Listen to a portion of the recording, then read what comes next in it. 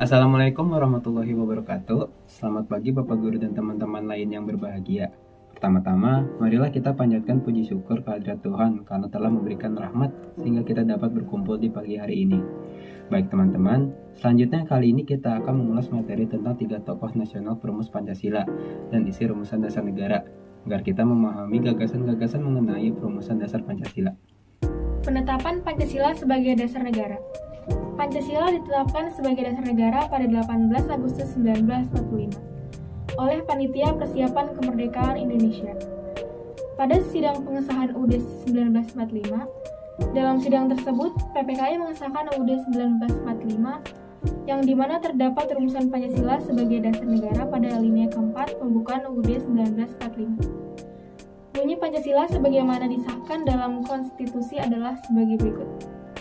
Pancasila sebagaimana disahkan dalam konstitusi adalah sebagai berikut. Yang pertama, ketuhanan yang Maha Esa. Yang kedua, kemanusiaan yang adil dan beradab. Yang ketiga, persatuan Indonesia. Yang keempat, kerakyatan yang dipimpin oleh hikmat kebijaksanaan dalam permusyawaratan perwakilan. Yang kelima, keadilan sosial bagi seluruh rakyat Indonesia. Y.F. Soekarno pada tanggal 1 Juni 1945, Soekarno berpidato mengenai konsep dasar filsafat negara Indonesia Merdeka yang terdiri atas 5 hal, yaitu 1. Kebangsaan Indonesia, 2. Internasional atau perikemanusiaan, 3. Mufakat atau demokrasi, 4. Kesejahteraan sosial, dan yang kelima, ketuhanan yang berkebudayaan. Soekarno merupakan aktivis Jong Java dan menjadi anggota BPU PKI dan menjadi ketua PPKI. Pidato Soekarno di depan sidang BPU PKI begitu heroik, empati, dan sistematik, sehingga mendapatkan sambutan meriah. Soekarno lah yang membuat nama Pancasila yang artinya asas atau dasar. Jika tidak ada yang suka bilang 5, Soekarno menyiapkan alternatif lain, yaitu Trisila. Yang pertama, sosio-nasionalisme, yang kedua, sosio-demokrasi, dan yang ketiga, sosio-ketuhanan. Perjuangan Soekarno, usaha persiapan kemerdekaan Indonesia, yaitu merumuskan Pancasila dan merumuskan naskah proklamasi kemerdekaan. Perilaku yang pantas ditiru Y.F. Soekarno merupakan tokoh yang memiliki jasa besar dalam kemerdekaan dan melawan penjajah. Sikap yang bisa diteladani yaitu pantang menyerah, jujur, dan berani. Informasi tambahan, Soekarno akrab dipanggil Bung Karno. Dia lahir di Surabaya, Jawa Timur pada tanggal 6 Juli 1901. Pada tahun 1920, dia berhasil memperoleh gelar insinyur. Soekarno memperoleh gelar doktor honoris sebanyak 26 gelar terdiri dari 19 dari univ luar dan 7 dari universitas luar negeri. Supomo pada tanggal 31 Mei 1945, Supomo berpidato tentang teori negara secara yuridis, politis, dan sosiologis. Isi pidato: 1. Syarat-syarat berdirinya negara, 2. Bentuk pemerintah, hubungan antar negara, 3. Hubungan antar negara dan agama.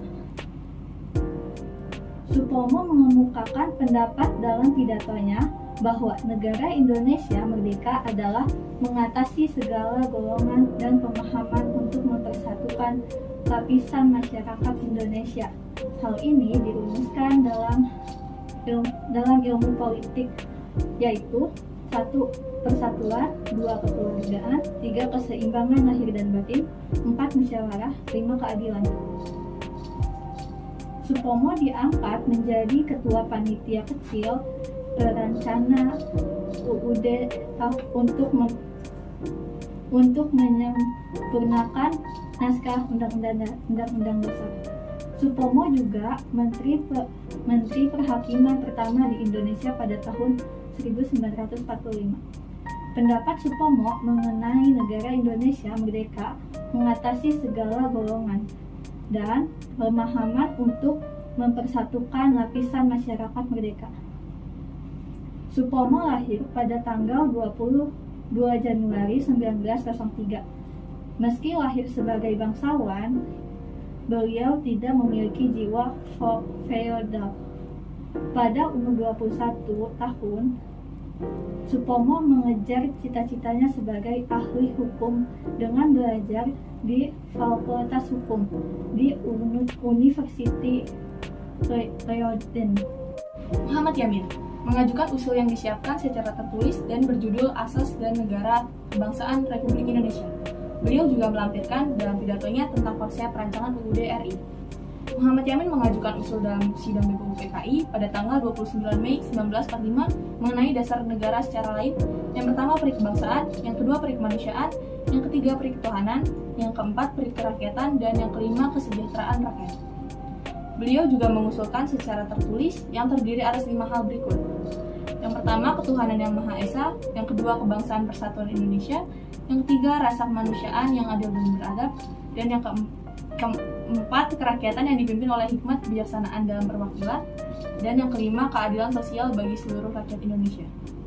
Karir politik dimulai pada saat menjabat sebagai ketua John Sumatra Bond 1926 sampai 1928, menjabat sebagai menteri Kehakiman pada tahun 1951, Sosial pada tahun 1959, Penerangan pada tahun 1962 sampai 1963.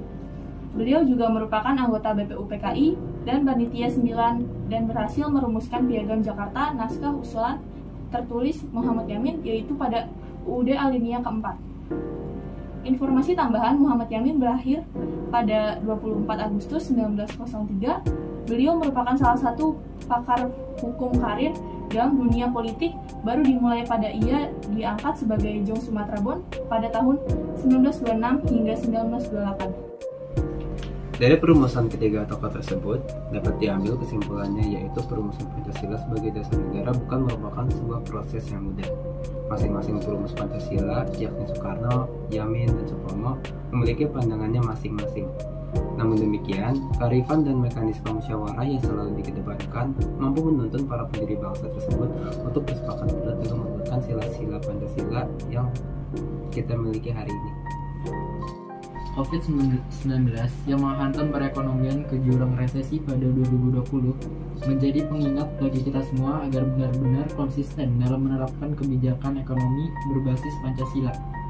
Dan juga pada sila kelima tidak sesuai dengan isi dari sila tersebut. Karena keadilan sosial bagi rakyat Indonesia tidak berjalan dengan baik.